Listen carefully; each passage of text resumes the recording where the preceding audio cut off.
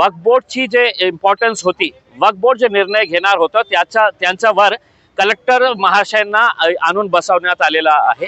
सही मानों में मुसलमानों की अगर मदद करना था तो आपने इस कानून को सख्त बनाना था। आपने पूरे मुतवल्लियों को, पूरे जितने भी बोर्ड के मेंबर धांधलियां किए हैं, उनको कड़ी से कड़ी सजा कैसी मिल सकती, हम उसका सपोर्ट करे होते। काय आहे की आम्ही सुरुवातीपासून या बिलचा विरोध करत होता आणि काल दिवसभर जे भाषणं झाले, जे विरोधात आणि जे समर्थनात जे भाषणं झाली, त्याच्यातून एक गोष्ट स्पष्ट येतं की फक्त त्यांना एक मुस्लिम समाजाचा कोणता इश्यू आपल्याला घेता येते ज्याच्यामध्ये अजून काही कॉन्ट्रोवर्सीज निर्माण होतील। आता मी मोदी साहेबांना हे सांगणार आहे की ट्रिपल तलाकचा मुद्दा झालेला आहे, CAA NRC झालेला आहे, औरंगजेब संपलेला आहे, आता हे वक्फ बोर्डाचं आहे। आता तयारी करा, दुसरा कोणता बिल आपण आणणार आहे जे मुस्लिम समाजाच्या विरोधात असणार आहे। खऱ्या अर्थाने बघायचं असेल तर जे विरोधात होते आणि जे समर्थनात होते त्याच्यामध्ये खूप जास्त फरक नाही आहे। याचा अर्थ हे होतो की आपण जेव्हा कायदा बदलत आहे तर पर्सेंटेज ही बघण्याची आवश्यकता आहे की किती पर्सेंटेज लोक हे नाही चाहतात, किती पर्सेंटेज पॉलिटिकल पार्टीज जे आहे त्यांना हे नको पाहिजे होता। पण काय आहे की त्यांच्याकडे आकडे होते आणि त्यांच्याकडे सगळं दादागिरी होती। ज्याप्रमाणे किरण रिजिजू असू द्या किंवा देशाचे गृहमंत्री अमित शाह असू द्या, ज्याप्रमाणे त्यांनी हे बोलून दाखवलेलं आहे की आम्ही कशासाठी हे आणत आहे की मुस्लिम समाजाला न्याय देण्यासाठी, महिलांना आम्ही 2 स्थान देणार आहे, महिलांना आम्ही न्याय देण्यासाठी हे आणत आहे, 2 महिलांचा समावेश त्या वक्फ बोर्डामध्ये करणार आहे। तर मी हे प्रश्न अमित शाह साहेबांना विचारू इच्छितो की तुम्ही फक्त लाडली बहीण करून 500-1000 रुपये त्यांच्या हातात देणार, हेच सन्मान तुम्ही देणार आहे का त्यांना? नाही तर तुम्हाला एक प्रश्न विचारतो की जेव्हा मी खासदार होतो 5 दिवसाचा विशेष अधिवेशन नरेंद्र मोदी साहेबांनी बोलवले होते, कोट्यवधी रुपये त्याच्यावर खर्च केले होते आणि ते अधिवेशन होता 50% महिलांना रिझर्वेशन देण्यासाठी। मग ते सन्मान द्यायचा होता तर 2024ला का नाही दिले? जे महिलांना स्थान द्यायचं होतं ते 2024ला का नाही दिले?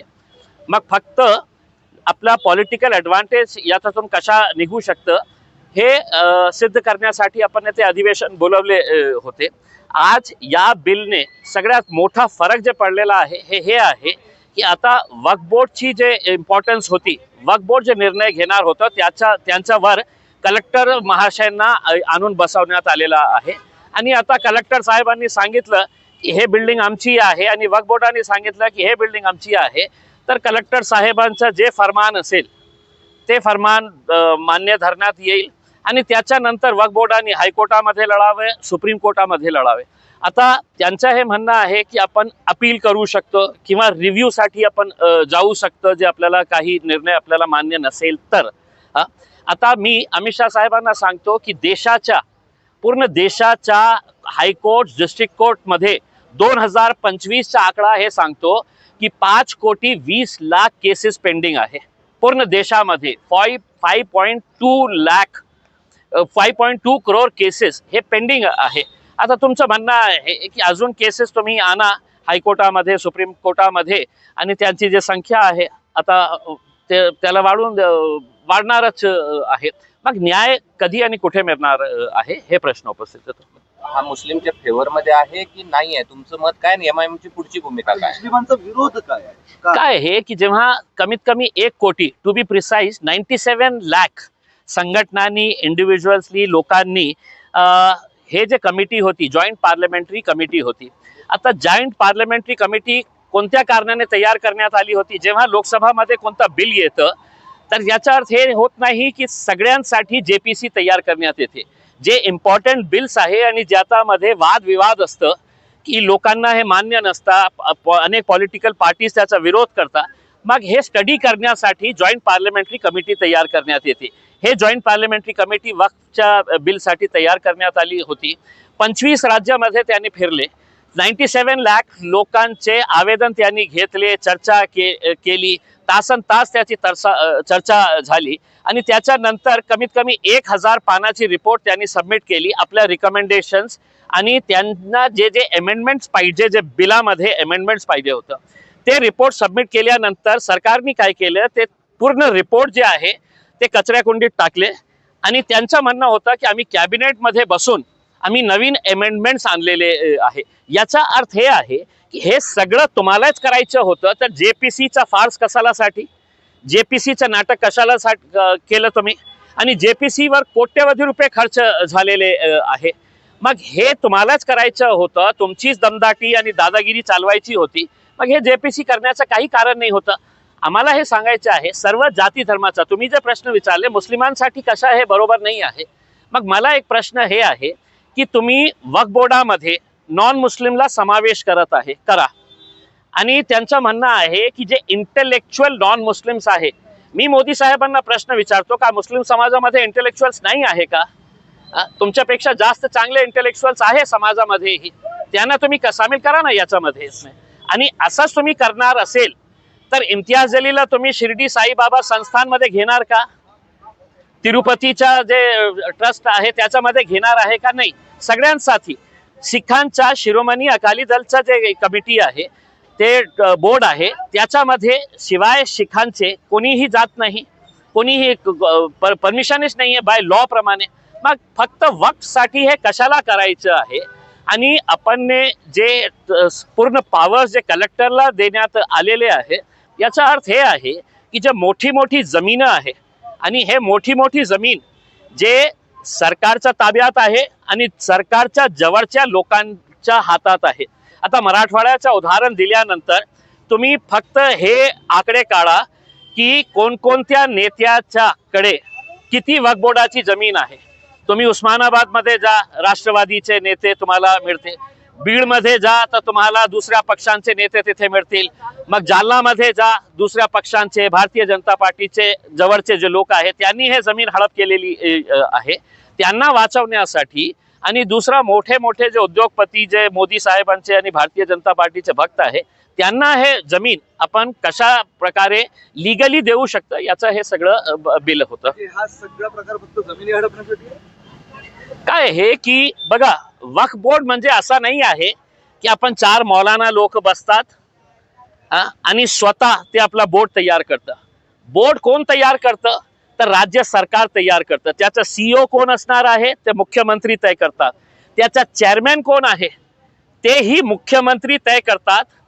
आणि हे तय केल्यानंतर समजा वक्फ बोर्डामध्ये काही गैरप्रकार झाला असेल, होत असेल, तर वक्फ काउन्सिल जे आहे ते सेंट्रल गव्हर्नमेंटच्या इख्तियारीत येते. आणि ते सेंट्रल गव्हर्नमेंटच्या इख्तियारीत म्हणजे ministry of minority affairs. Waqf board महाराष्ट्राचा असू द्या किंवा कोणत्या दुसऱ्या राज्याचाही असू द्या, ते राज्याच्या मायनॉरिटी अफेअर्स मिनिस्टरच्या इख्तियारीत येतं. मग इथे काही घोल होत असेल, काही अनुचित प्रकार घडत असेल की म्हणजे काही करप्ट प्रॅक्टिसेस होत असेल, तर हे राज्य सरकारला आणि केंद्र सरकारला अधिकार आहे की त्याला नलिफाय करण्याचा, त्याची इन्क्वायरी लावण्याचा. हे सगळं करू शकलं असते. तुम्हाला नवीन कायदा आणण्याचा काहीही कारण नाही आहे. पण आज देशामध्ये तुम्ही चित्र असा प्रस्तुत केलेला आहे की बघा मुस्लिम समाजाकडे किती मोठी जागा आहे. त्यांनी काय सांगितलं आहे अनेक त्यांच्या हे मध्ये की सगळ्यात जास्त जमिनी जे आहे, पहिली रेल्वेकडे आहे, दुसरी डिफेन्सकडे आहे आणि तिसरी वक्फ बोर्डकडे आहे. मी त्याला चॅलेंज करतो की दाखवा तुम्ही कुठे आहे आमची जमीन.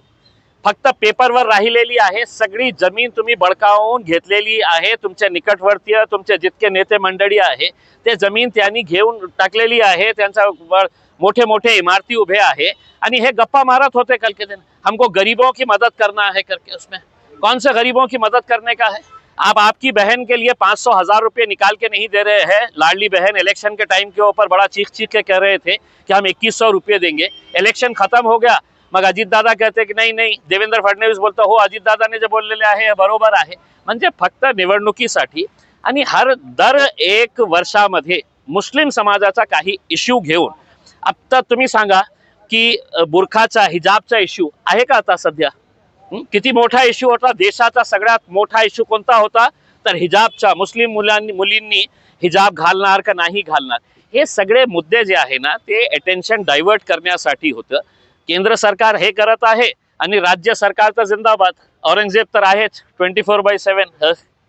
औरंगजेब आणलं तर काही शेतकऱ्यांचा मुद्दा घेणार नाही, बेरोजगारीचा मुद्दा घेणार नाही, महिलांचा सुरक्षेचा मुद्दा घेणार नाही, महागाईचा मुद्दा घेणार नाही. काय तर 400 वर्षापूर्वी औरंगजेबने काय केलं होतं हे मुद्दा आहे जिवंत आपल्यासाठी.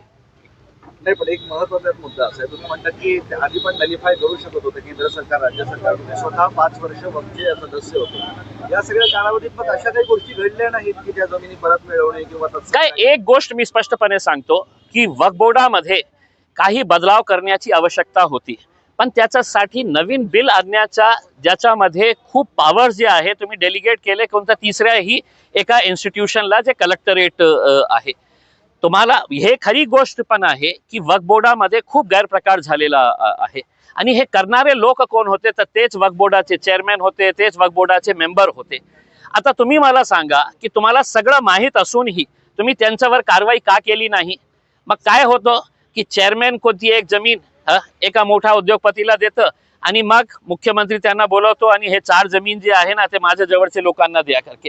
हे सगळं जे चाललेलं होतं ना याच्यामुळे यांच्यावर कारवाई झाली नाही. कारवाई नियम खूप स्ट्रिक्ट आहे वक्फ बोर्डाचा, त्या नियमाप्रमाणे आपण हे सगळं केलं असतं तर मला वाटत नाही की काही त्याच्यामध्ये नवीन बिल आणण्याची आवश्यकता होती. बताइए वक्फ को क्यों आपका विरोध है, बिल को क्यों विरोध है आपका? जी अकेले मेरा विरोध नहीं है. कल अगर आप देखेंगे तो आंकड़े बता रहे हैं कि जब वोटिंग ली गई है, जब डिवीजन की मांग की गई थी तो अंतर कितना था.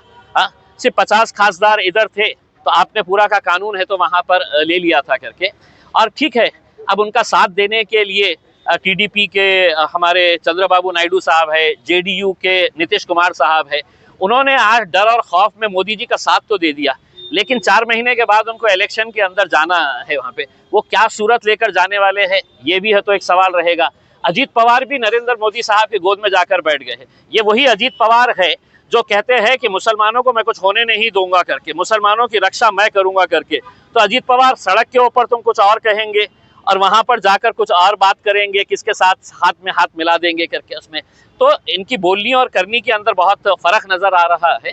अब हो गया है, बिल पास हो गया है, एक लड़ाई रास्ते के ऊपर लड़ेंगे, दूसरी लड़ाई सुप्रीम कोर्ट के अंदर जाएंगे. लेकिन सुप्रीम कोर्ट से भी अब हमें बहुत ज्यादा उम्मीदें नहीं रही. अगर वहां पर अच्छे ईमानदार अगर जज बैठे हैं और वो सुन रहे हैं तो इंसाफ की उम्मीद है. अगर वो जज बैठा है जो रिटायरमेंट के बाद जिसे NHRC national human rights commission का चेयरमैन बनना है या उसे राज्यसभा की सीट चाहिए तो इंसाफ वहां पे भी नहीं मिलने वाला है.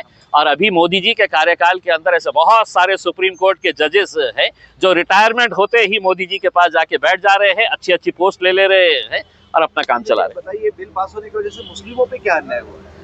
देखिए, ये मुसलमानों की जमीनें थी, मुसलमानों की जायदादें थी. इसमें आज हमारे को जो खतरा हमारे ऊपर मंडला रहा है उसमें ऑलरेडी पेपर के ऊपर आपको हजारों एकड़ जमीन नजर आ रही है. ये जमीनें वापस किस तरह से ली जा सकती है इसके लिए कायदा बनाने की जरूरत थी. इसके अंदर पूरे बिल के अंदर कहीं कोई प्रावधान नहीं है. आपको ताज्जुब होगा अगर कोई मुतवल्ली पहले वक्फ की जमीन को बेचता है, वक्फ की जमीन को पहले बेचता है तो 2 साल की सजा और नॉन बेलेबल ऑफेंस था. अमित शाह जी ने इतने खुश हो गए हैं कि चलो मैं मुसलमानों को तो ये, लेकिन मेरी इनकी जमीनें जो बेच रहा है तो 2 साल की सजा कम करके उसको 6 महीने कर दिए है और जो बेलेबल नॉन बेलेबल ऑफेंस था उसको बेलेबल ऑफेंस कर डाले है. तो यानी कि आप इससे समझिए, अगर आपको सही मानों में मुसलमानों की अगर मदद करना था तो आपने इस कानून को सख्त बनाना था. आपने पूरे मुतवल्लियों को, पूरे जितने भी बोर्ड के मेंबर धांधलियां किए हैं उनको कड़ी से कड़ी सजा कैसी मिल सकती है, हम उसका सपोर्ट करे होते. लेकिन आपने उसको ना करते हुए उनको ये कहा है कि भैया अब तुम बेचो, जो भी बेचने का है, 6 महीने रहेंगे ज्यादा से ज्यादा बाहर निकल जाने का. और करोड़ों रुपये की जमीन है. आप नासिक की जमीन ले लीजिएगा, आप औरंगाबाद की पूरी जालना रोड ले लीजिएगा, उसमें ये पूरा कैलाश पेट्रोल पंप ये वो जितना भी है ये किसकी जमीन के ऊपर है? नारेगांव के अंदर 80 एकड़ जमीन है, पूरी की पूरी जमीन है तो आपने विवादास्पद कर दी है. अब कलेक्टर साहब बैठेंगे और बोलेंगे कि नहीं ये सरकारी जमीन है करके, और कलेक्टर साहब कैसा बोलेंगे? या तो देवेंद्र फडणवीस फोन करेंगे हे जागा आपली आहे बोल आणि त्यांना लढू द्या सुप्रीम कोर्टामध्ये, हायकोर्टामध्ये. तुम्ही असं आता बोलताना असं म्हणाले की रस्त्यावरची तुम्ही लढाई लढणार आहात आणि न्यायिक लढाई लढणार आहात, हा एक प्रश्न. आणि तुम्ही अजित पवारांचा देखील उल्लेख केलेला आहे या सगळ्या संदर्भात. अशा अनेक पक्ष आहेत. नाही, काय आहे की अजित पवार मागच्या 4 महिन्यापासून आपण बघत असेल, ज्यावेळी मुस्लिम समाजाविरोधात काही आमदार प्रक्षोभक भाषणं करत होते, स्टेटमेंट्स देत होते, तर अजित पवारनी पब्लिकमध्ये जाऊन, मुस्लिमांच्या शीरखुर्माच्या पार्टीमध्ये जाऊन, इफ्तारच्या कार्यक्रमामध्ये जाऊन ते हे बोलले होते की नाही, मुस्लिमांसोबत मी उभे आहे. मग जेव्हा मुस्लिम समाजाला तुमची गरज होती, मुस्लिम समाजासाठी तुम्हाला ताकद द्यायची होती, तर तुम्ही मोदी साहेबांसोबत गेले. म्हणजे दिखाने के दांत कुछ और है और खाने के दांत कुछ और है. आपने एक दूसरा सवाल ये किया है की all India Muslim personal law बोर्डने ऑलरेडी हे घोषणा केलेली आहे की आम्ही आउटराईटली हे बिलचा विरोध करत आहे, रिजेक्ट करत आहे. आणि मागच्या जुम्मे की नमाज में त्यांनी हे घोषणा केली होती, नमाज अदा करण्यासाठी जाताना तुम्ही काली फीत लावून तुम्ही आपला आक्रोश दर्शवा. आता बिल पास झालेला आहे, जे काही निर्णय ते घेतील ते रस्त्यावर आम्ही लढण्यासाठी तयार आहे. ठीक आहे.